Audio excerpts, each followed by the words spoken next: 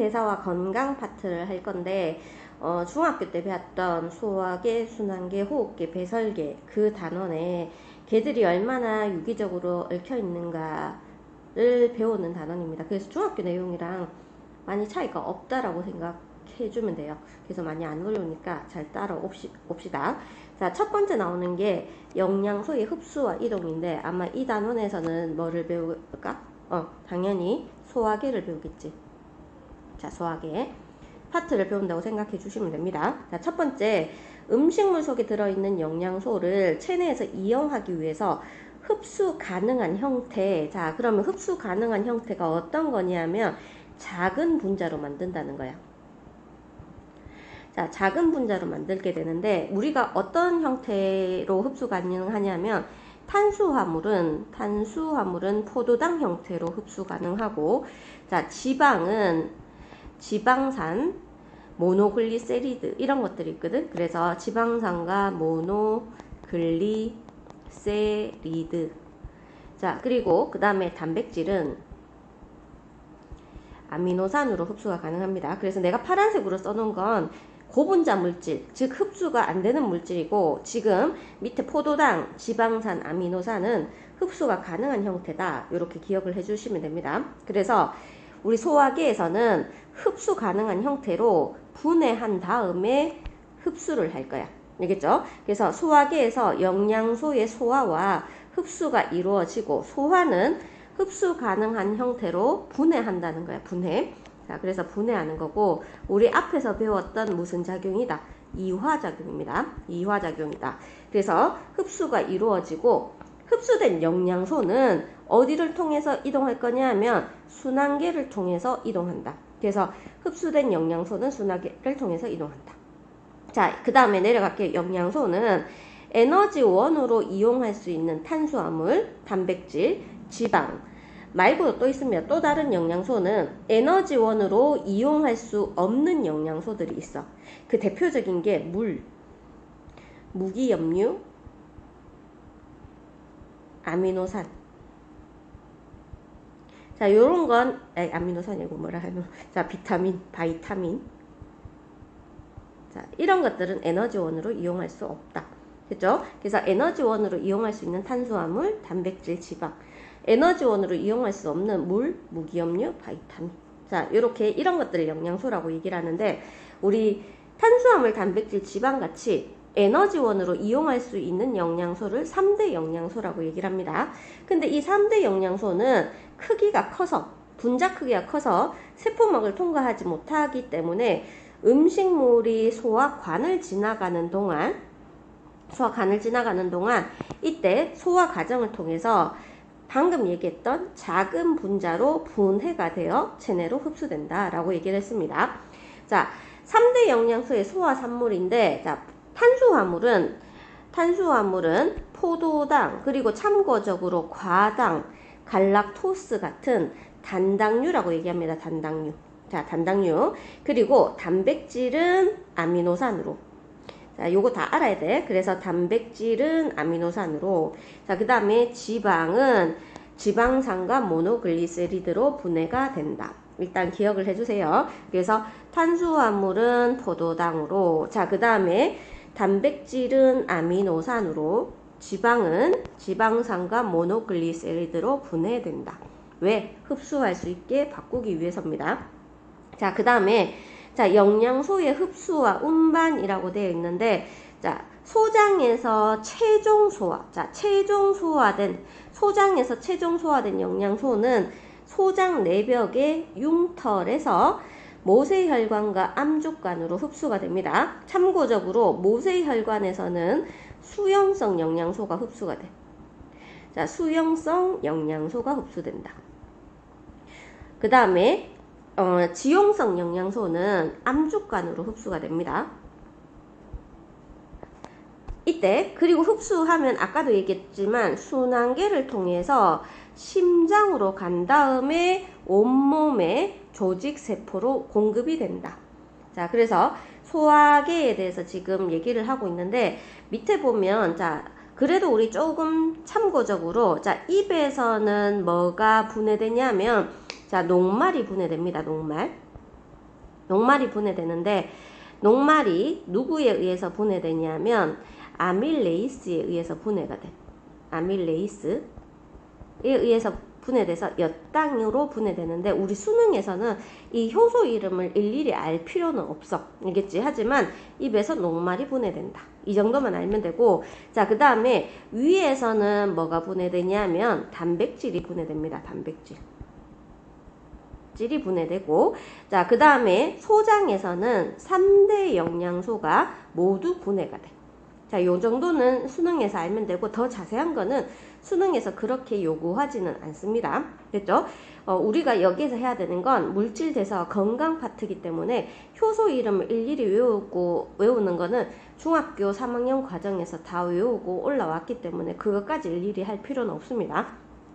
자, 그리고 이렇게 소화가 다 됐잖아요. 소화가 다 되면 이제 모세혈관과 암죽관, 이제 이게 어디에 있냐면 여기 있는 소장에, 소장 벽에 보면 동글동글 주름진 부분이 있어. 이거를 확대하면 약간 털 같은 부분이 있는데 이 털 같은 부분이 융털이라고 얘기를 합니다. 이 융털에 안에 내부적인 구조를 보면 모세혈관과 암죽관으로 되어 있는데 얘가 이쪽에서 뭐가 일어났냐면 흡수가 돼.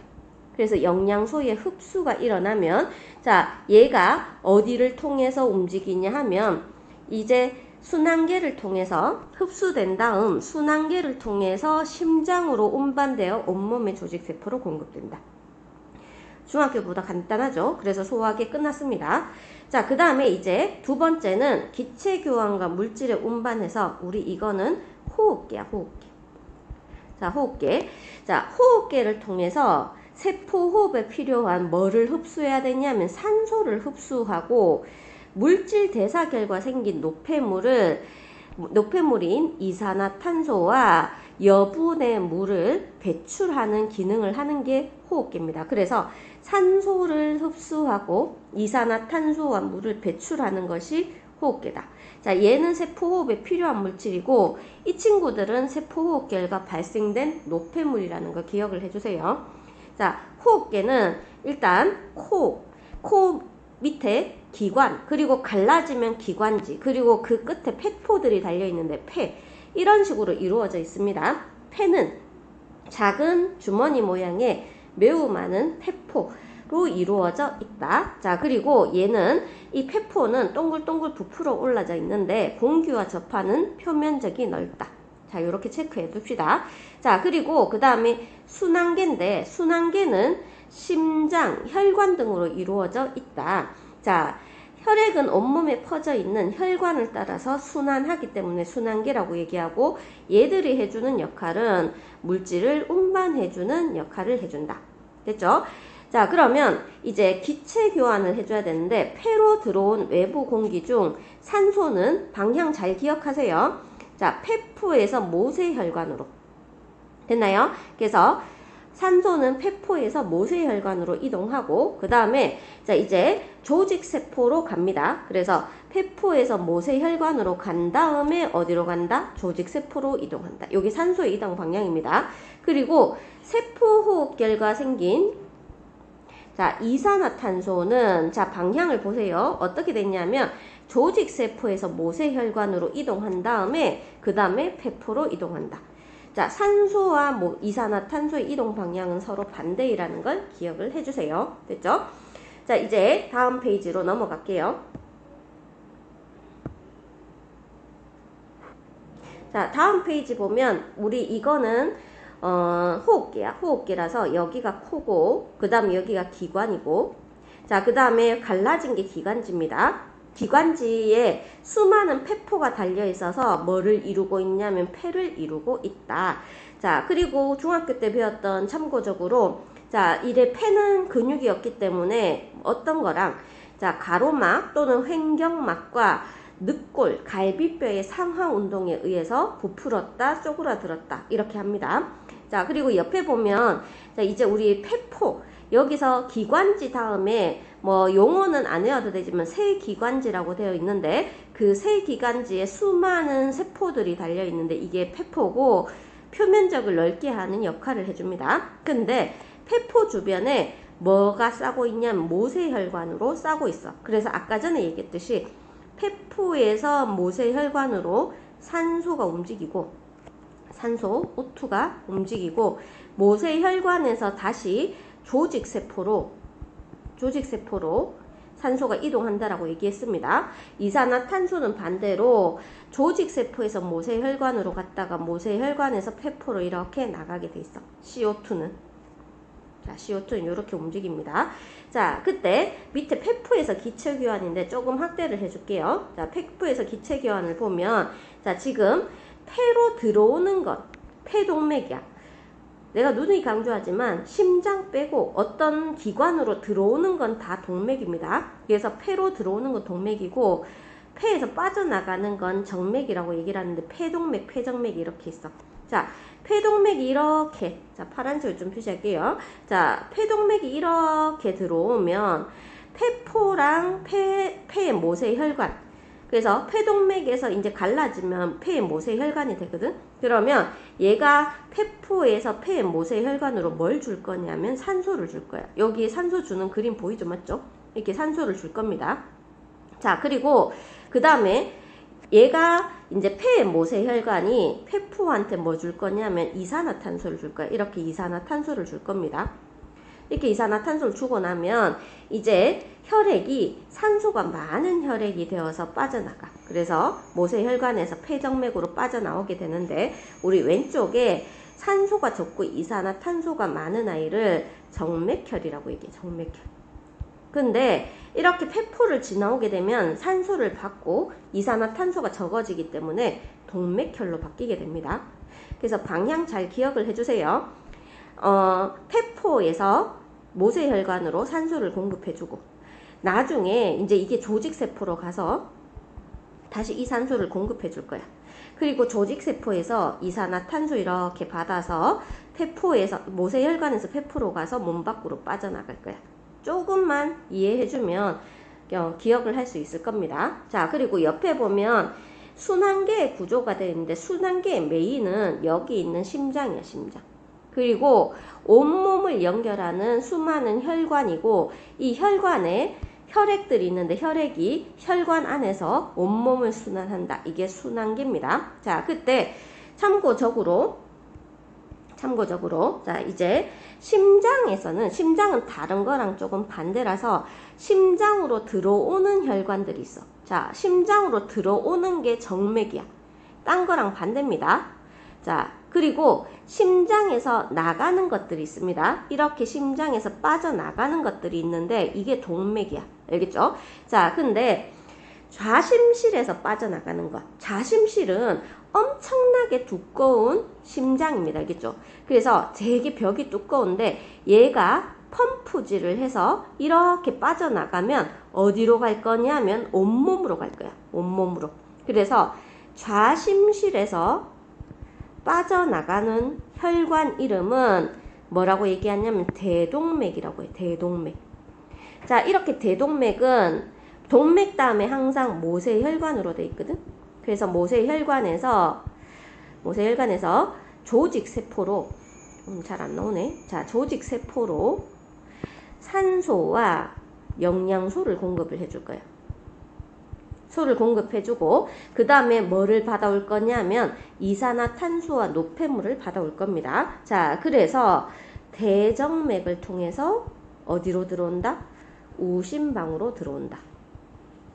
자, 이게 온몸 순환의 경로고, 자, 오심실은 누구랑 연결되어 있냐면 폐동맥이랑 연결되어 있습니다. 이 폐동맥이 분지되면 이제 아까 얘기했던 폐의 모세혈관인데, 자, 얘가 폐포랑 기체교환을 할 거야. 그래서 모세혈관은 폐포한테 자기가 받아왔던 이산화탄소를 주고 폐포한테서 뭘 받아올 거냐면 산소를 받아서 이제 폐정맥을 통해 다시 좌심방으로 들어올 겁니다. 자, 요게 이제 순환의 기본이고, 참고적으로 소장에 보면 융털이 있다 했죠. 자, 그때 이 간으로 가는 이 길을 간문맥이라고 해. 간문맥이고 이 간에서 여러 가지 샤바샤바 산후장육이 일어나. 자, 그리고 이 간정맥은 자, 어떤 대정맥이랑 합쳐져서 자, 여기에 심장으로 이렇게 들어가는 모습이 있죠. 됐죠? 혈액을 통해서 물질 운반을 할 건데 혈액은 소화기관에서는 뭐를 흡수할 거냐면 영양소를 흡수하겠지. 소화기관의 용털에서 영양소를 흡수하고 호흡기관에서 흡수한 산소를 공급해 줄 게 어디냐면 조직세포에 공급을 해. 그러면 조직세포가 조직세포가 세포호흡을 할 겁니다. 이렇게 세포호흡을 하고 나면 노폐물이 생기겠지. 자, 그래서 자, 조직세포에서 생성된 노폐물과 이산화탄소는 자, 일단 그 이산화탄소는 호흡기를 통해서 배출이 될 거야. 그리고 노폐물은 호흡기랑 그 다음에 배설계를 통해서 각각 배설기관인 콩팥과 호흡기관인 폐로 운반하는 일을 담당한다. 그래서 순환계는 해주는 일이 물질 운반이다. 이렇게 기억을 해주시고, 자, 이제 마지막으로 나오는 게 뭐냐면 노폐물의 생성과 배설이야. 자, 우리 탄수화물, 지방, 단백질은 공통적으로 탄수화물이 CHO고 지방이 CHO고 단백질이 CHON입니다. 그래서 얘는만 특이하게 N이 있어. 그래서 공통적으로 얘들이 미토콘드리아에서 세포호흡을 하고 나면 노폐물로 이산화탄소가 생기고 그 다음에 물이 생겨. 근데 단백질은 특이하게 암모니아가 생긴다. 자, 우리 이 암모니아를 질소성 노폐물 이렇게 얘기를 하고 이거에 관여하는 제거에 관여하는 기관, 즉 몸 밖으로 내보내는 기관은 이산화탄소는 폐를 통해서 나가고 그 다음에 여분의 물은 폐와 콩팥을 통해서 빠져나갑니다. 그리고 암모니아는 콩팥을 통해서 빠져나갈 텐데 자, 제거 경로는 이산화탄소는 날숨을 통해서 모세혈관에서 폐포로 이동해서 날숨을 통해서 제거가 되고 그 다음에 물도 마찬가지야. 아주 일부는 날숨을 통해서 배출이 되고 그 다음에 다량의 오줌으로 배설이 일어납니다. 근데 이제 암모니아는 대부분 간이라는 곳에서 요소로 전환되는데 자, 암모니아보다 요소의 크기가 더 커. 그래서 요소로 전환된다는 말도 쓰고 요소로 합성된다라는 말을 씁니다. 자, 그리고 난 다음에 순환계에 의해서 이동했다가 오줌으로 배설이 된다. 밑에 그림에 자, 단백질은 최종 흡수할 수 있는 게 아미노산 형태로 흡수를 할 수 있고 탄수화물은 포도당, 과당, 갈락토스 이런 걸로 분해가 됩니다. 그리고 지방은 지방산과 모노글리세리드로 분해가 되는데 자, 얘들이 생기는 노폐물이 뭐냐면 아미노산은 암모니아, 물, 이산화탄소 이렇게 생기고 포도당은 물과 이산화탄소 그리고 지방은 똑같이 물과 이산화탄소인데 암모니아는 간에 가서 요소로 합성된 다음에 콩팥을 통해서 제거가 되고 자, 그 다음 포도당은 3대 영양소 모두 분해하면 물이 생성되죠. 자, 물은 콩팥이나 아니면 폐를 통해서 빠져나갑니다. 그리고 이산화탄소는 폐를 통해서 날숨으로 빠져나간다. 됐죠? 자, 이산화탄소의 생성과 제거인데 탄수화물, 지방, 단백질의 분해 과정에서 이산화탄소가 생성돼. 공통적으로 자, 이산화탄소는 폐로 운반되어 날숨으로 배출이 된다. 이해됐죠? 자, 그 다음에 물의 생성과 제거인데 탄수화물, 지방, 단백질은 공통적으로 물이 생성되며 물은 몸속에서 재이용이 될 수 있습니다. 그래서 다시 이용될 수 있고 또는 콩팥이나 폐로 순환계가 운반을 해주면 콩팥에서는 오줌의 형태로 그 다음 폐에서는 날숨의 형태로 배출이 된다. 자, 그 다음 자, 암모니아의 생성과 제거인데 단백질의 분해 과정에서 단백질의 분해, 아미노산의 분해 똑같은 말이니까 자, 틀렸다 하지 마시고 아미노산의 분해 과정에서 생성된 암모니아는 간으로 운반된 다음에 간에 가면 암모니아에 비해서 독성이 약한 요소로 전환됩니다. 그리고 다시 대부분 콩팥으로 운반되어 오줌으로 배설이 된다. 자, 중학교 내용보단 오히려 더 세세한 게 빠지고 이제 더 크게 러프하게 이렇게 배워줘 맞죠? 자, 이런 것들입니다. 자, 이제 다음 페이지로 넘어가서 자, 이제 콩즙으로, 이거는 실험에 나오니까 조금 기억을 해주세요. 콩즙으로 오줌 속의 요소 분해하기인데, 자, 콩즙은 하는 역할이, 이 콩즙 안에 누가 들어있냐면 유레이스가 들어있어. 콩즙 자체의 성질은 산성입니다. 자, 근데 콩즙 안에 유레이스라는 효소가 들어있는데, 이 유레이스가 요소를 암모니아로 분해를 합니다. 자, 간에서 일어나는 과정이 반대죠. 근데 요소는 중성이야. 중성이고 암모니아는 염기성입니다. 자, 그렇기 때문에 여기에서 우리는 요소가 암모니아를 변하는 걸 보기 위해서 중성이 염기성으로 되는 걸 볼 거야. 그래서 뭐를 사용할 거냐면 BTB 용액을 사용할 겁니다. 자, BTB 용액을 사용하면 BTB는 중성에서 녹색이야. 자, 그리고 염기성에서는 파란색으로 변합니다. 그래서 콩즙에 있는 유레이스를 가지고 요소를 암모니아로 분해하는 실험을 할 거기 때문에 콩즙을 너무 많이 쓰면 안 되겠죠. 일부만 조금만 쓰면 됩니다. 조금만 한두 방울 정도만 쓰면, 자, 이 색깔 변화를 관찰할 거예요. 자, A에서는 증류수, B에서는 요소, 그리고 C는 오줌, 그리고 D에서는 증류수 콩즙, E는 요소용의 콩즙, 그리고 F는 오줌 콩즙, 이렇게 볼 겁니다. 자, 당연히 증류수는 중성이기 때문에 초록색이 되겠죠. BTB는 다 떨어뜨릴 거야. 자, 그리고 그 다음에 B는 요소용액인데 색깔이 어떤 색이 나타나냐면 연두색이 나타나. 자, 그리고 오줌도 연두색이 나타납니다.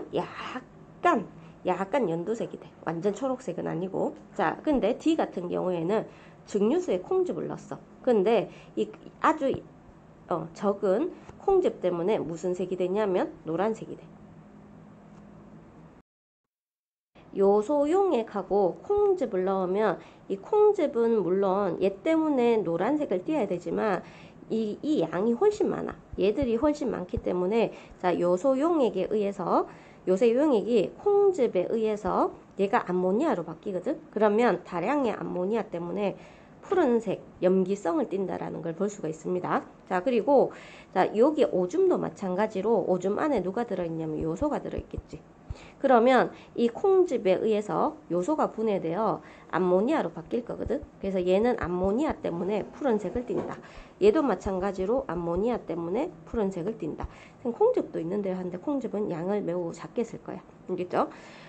그 다음에 그래서 여기에 탐구 포인트에 BTB 용액은 산성일 때 노란색, 중성일 때 초록색, 염기성일 때 푸른색을 띈다. 자, 콩즙의 효소 이름은 유레이스라고 하고 요소를 분해하는 특징이 있습니다. 그래서 얘를 분해해서 염기성인 암모니아가 생성된다. 그래서 요소가 포함되어 있는 용액에다가 콩즙을 넣으면 유레이스가 요소를 분해해서 암모니아가 생성돼. 그래서 암모니아가 생성되기 때문에 BTB 용액을 넣으면 푸른색을 띈다. 자, 시험관 E와 F는 콩즙 속 유레이스에 의해서 요소가 분해되어 암모니아가 생성됐다. 그래서 무슨 색을 띈다? 푸른색을 띈다. 자, 여기까지 얘기를 했고, 자, 우리 이제 메인 핵심이 기관계의 통합적 작용인데, 우리 배웠던 소화계, 순환계, 호흡계, 배설계가 뭘 할 거냐면 상호작용을 할 겁니다. 이렇게 상호작용을 하고 나면, 자, 상호작용이 일어나야 된다라고 되어 있죠. 그래서 순환계는 각 기관계를 연결해주는 역할을 해준다. 그래서 다른 소화계, 호흡계, 배설계가 직접 연결된 게 아니라 순환계가 이제 각 기관을 연결하는 중요한 역할을 해준다. 자, 소화계, 순환계인데 음식물에 들어있는 영양소를 소화해서 흡수한 다음 온몸의 조직세포로 운반해주는 것. 얘가 흡수해주고 얘가 운반해주고. 자, 호흡계인데 폐에서 산소를 흡수한 다음 조직세포로 운반해주고 조직세포의 호흡결과 발생한 이산화탄소를 폐로 운반해준다. 그래서 순환계가 호흡계에서 산소를 받아서 조직세포로 운반해주고, 자, 그 다음에 조직세포에서 이산화탄소 받아서 호흡계로 이렇게 다시 운반해준다는 뜻입니다. 자, 그 다음 배설계인데 조직세포의 세포호흡결과 발생된 노폐물을 어디까지 운반해주냐면 순환계가 콩팥까지 운반을 해주고 콩팥에서 노폐물을 걸러내서 몸 밖으로 내보낸다. 요게 배설계야. 대충 이해되죠? 그래서 다시 한번 정리를 하자면 소화계는 소화계가 영양소를 흡수해. 흡수. 그러면 그걸 누가 운반해준다? 순환계가 어디로 운반해준다? 조직세포로 운반해준다. 자, 그 다음에 호흡계가 산소를 흡수를 하면 순환계가 조직세포로 운반해준다. 됐죠? 그리고 다시 이산화탄소를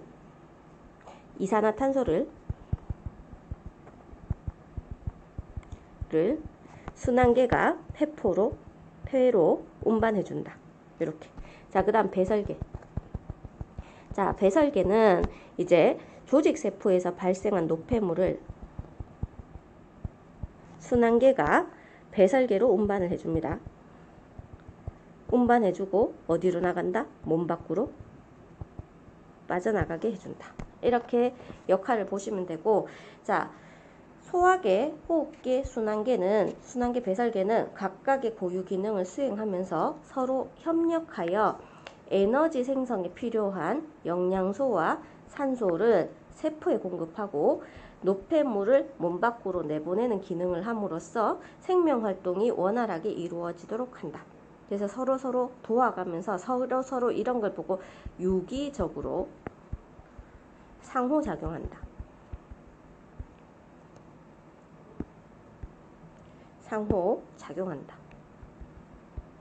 자, 이렇게 얘기를 합니다. 자, 그림으로 보면 좀 더 이해하기 쉽겠죠? 자, 지금 음식물이 들어오고, 자, 그리고 이게 소화계가 이걸 분해해서 순환계로 넣어줄 거야. 그래서 이게 음식물이 원래는 흡수 못한다 그랬죠. 그래서 흡수할 수 있는 포도당, 그 다음에 아미노산, 지방산, 모노글리세리드로 분해한 다음에 순환계로 흡수가 됩니다.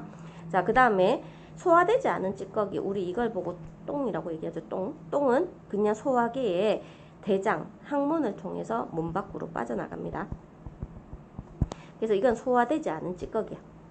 그래서 노폐물, 세포 과정에서 생긴 노폐물 이렇게 얘기를 하시면 안 되고, 자, 그냥 얘는 소화되지 않은 찌꺼기고, 자, 이제 영양소와 물이 자, 순환계를 통해서 들어가게 되면 이 화살표는 뭐예요? 하는데 소화계도 영양소나 산소가 필요하기 때문에 소화계도 세포잖아. 얘도 세포로 이루어져 있기 때문에 자, 순환계에서 영양소와 산소를 공급해주면 얘가 생명 활동을 하는 거야. 그래서 세포 호흡을 할 겁니다. 그래서 모든 살아있는 소화계, 순환계, 호흡계, 배설계들 전부 다 순환계에서 영양소와 산소를 공급받아서 세포 호흡을 하고 생명 활동을 한다라고 보면 돼. 알겠죠? 그래서 여기서 한 가지 강조하는 건 모든 기관계는 걔도 세포다. 즉 생명 활동을 한다.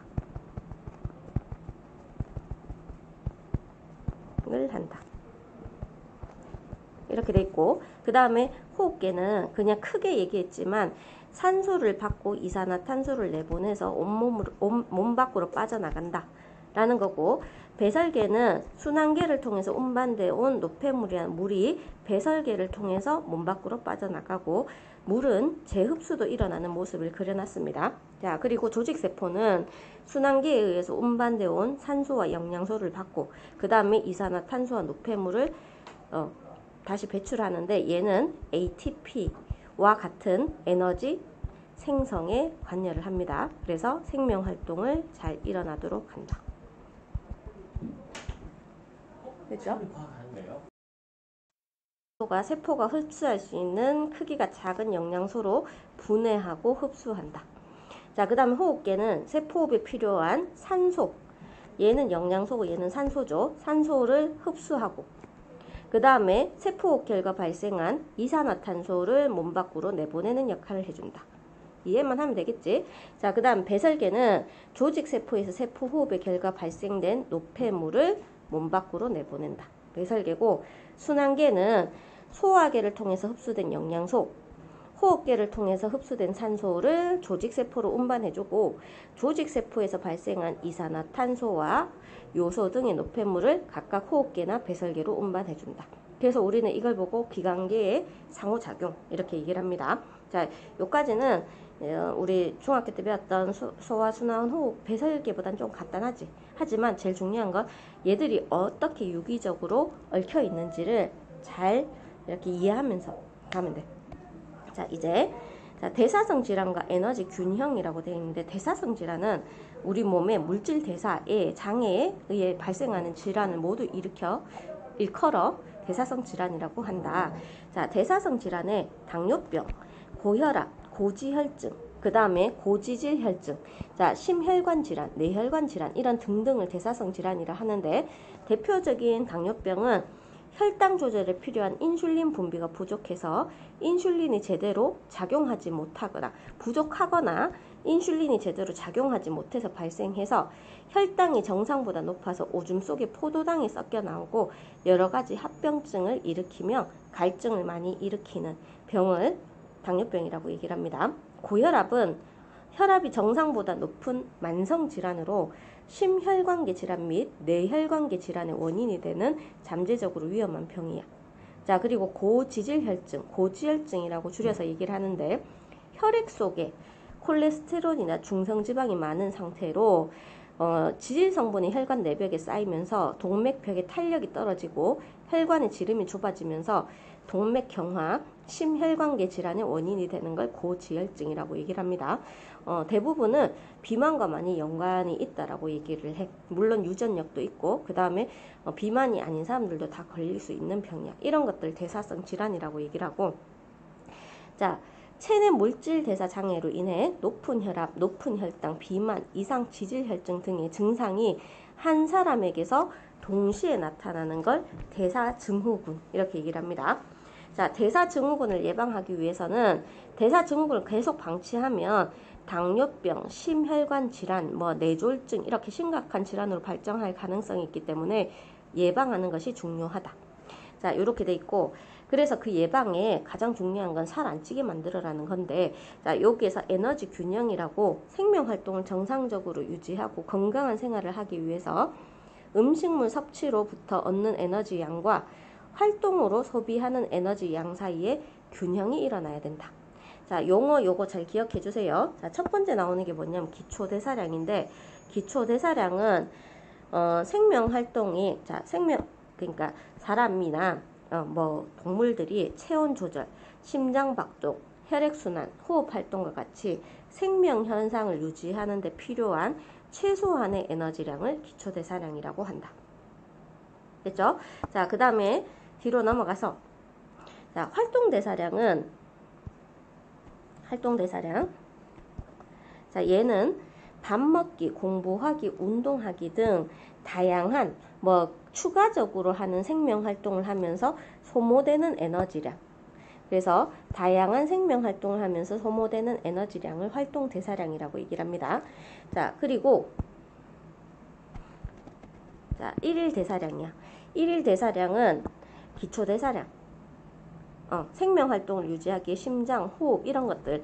자, 그 다음에 추가적으로 밥 먹기, 공부하기, 운동하기 이런 것들을 활동대사량 이렇게 얘기를 하고, 그 다음 자, 음식물의 소화 흡수에 필요한 에너지량, 요거를 세 개를 합쳐서 일일 대사량이라고 얘기를 합니다. 그래서 하루 동안 생활하는데 필요한 총 에너지량, 이거를 일일 대사량이라 하고, 일일 대사량은 성별이나 나이나 체질이나 활동의 종류에 따라서 당연히 사람마다 다 다르다는 거. 자, 그랬을 때 우리 대사증후군을 예방하기 위해서는 에너지 섭취량이랑 소비량이 균형을 이루어야 된다. 그래서 에너지 섭취량은 탄단지, 자, 이거의 칼로리를 계산하는 거야. 에너지 소비량은 기초대사량 플러스 활동대사량 플러스 소화 흡수에 필요한 에너지량. 우리는 이거 세 개를 합쳐서 일일 대사량이라 하는데, 이 일일 대사량이 균형을 이루어야 한다. 자, 근데 에너지 소비량이 너무 많으면 빼짝빼짝 마르는 에너지 부족, 영양 실조가 올 수 있습니다. 그리고 에너지 섭취량이 더 많으면 에너지 과잉으로 비만이 올 수 있어. 됐죠? 자, 밑에 탐구 자료를 보게 되면, 자, 지금 아침, 점심, 저녁인데, 자, 얘가 쌀밥으로 얻은 에너지량, 탄단지 다 계산했겠죠? 그래서 아침에 610, 점심에 1170, 그 다음에 저녁에 920 이렇게 먹었어. 그래서 세 개를 다 더하면 1일 에너지 섭취량이 되겠죠. 그리고 에너지 소비량인데 얘가 1일 동안 활동한 시간과 그 다음에 활동한 양을 계산했을 때 잠자는데 1 곱하기 7 맞죠? 자, 그리고 몸무게를 곱해줘야 돼, 마지막에. 그래서 여기 밑에 보면 철수의 1일 에너지 소비량은 잠자기 1 곱하기 얘 철수의 몸무게가 60인가 봐요. 그래서 자, 얘가 1 곱하기 60 곱하기 7시간. 자, 그 다음에 60은 마지막에 곱해줘도 됩니다. 식사하는데 1.8. 식사하는데 뭔지 알겠죠? 자, 식사하는데 1.8 곱하기 60 곱하기 3. 걷기는 3 곱하기 60 곱하기 1.5 걷기 3 곱하기 몸무게 60 곱하기 1.5 이렇게 등등등등 계산하니까 2712야. 자, 그랬을 때 먹은 양은 2700이고 소비한 양은 2710이라서 거의 비슷하죠, 맞죠? 그래서 철수는 에너지 균형을 이루고 있다. 이렇게 판단해 주시면 됩니다. 내가 시간이 없어서 뒤에 또 수업도 연달아 있어갖고 지금 조금 빨리 했는데 너무 빠르다 싶은 사람은 느리게 들을 수 있지, 맞지? 자, 이해 안 되는 건 다시 한번 들으시고 또 잘 모르겠으면 다시 한번 질문을 해주시면 감사하겠습니다. 자, 오늘 여기까지 할게요. 바이바이.